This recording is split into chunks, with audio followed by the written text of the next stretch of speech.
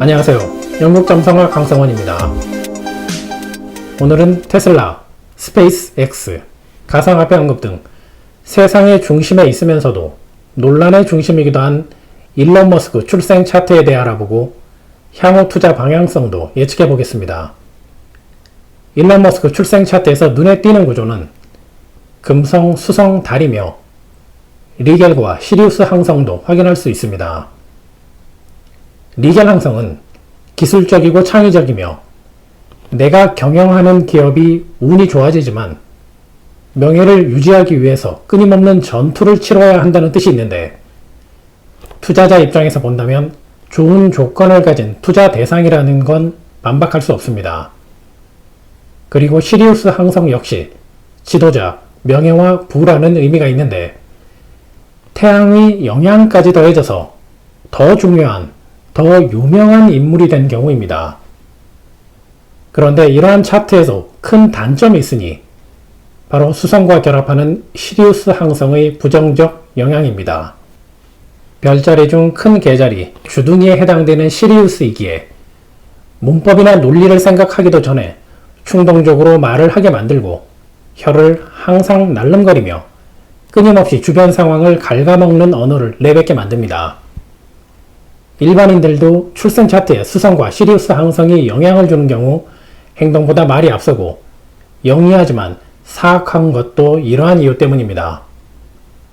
그러나 로마의 시인이자 점성가였던 마르쿠스 마닐리우스는 시리우스 항성을 우주를 비추는 태양에 비유했고, 독일의 철학자 칸트 역시 시리우스가 은하수 중심의 태양이라고 표현했을 만큼 강력한 지도자의 행성이라는 건 부정할 수 없습니다. 다음은 일론 머스크, 앞으로의 운의 흐름을 예측해 보겠습니다. 현재 투자를 하고 있거나 생각하시는 분들께 참고가 되었으면 합니다. 일론 머스크 출생 차트에서 2020년부터 2023년까지 가장 큰 영향을 주는 금성과 리겔 항성의 조합은 기업의 운이 좋아지고 목표를 달성한다는 뜻이 있습니다. 그래서 주가 차트를 봐도 이 시기부터 주가가 계속 폭등했다는 것을 확인할 수 있습니다. 그러나 시리우스 항성의 영향으로 일론 머스크 출생 차트에서 가장 큰 약점인 신중하지 못할 경우 약점이 잡히고 공격을 받아 추락 가능성이 있다는 반대 의미도 생각해야 합니다.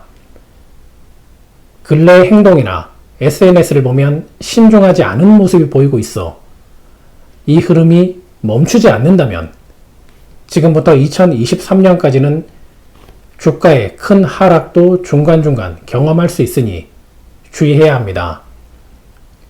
2024년부터 다시 시리우스 항성과 달과 수성, 태양의 영향 아래 놓이게 되어 기업도 더욱 성장하게 되고 프로젝트도 성공에 가까워지게 됩니다.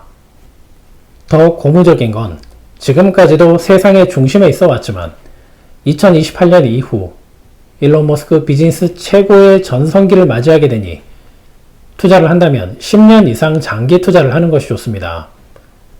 한 가지 걱정은 일론 머스크 출생 차트에서 목성과 토성의 위치와 항성의 영향으로 사고로 인한 신체적 손상을 예측할 수 있어 우주 권력에 도전하는 화성 이주 프로젝트를 계속 진행하는 것이 옳은 결정인지 의문이 생깁니다. 지금까지 일론 머스크에 대해 알아봤습니다. 감사합니다. 영국 점성학이었습니다.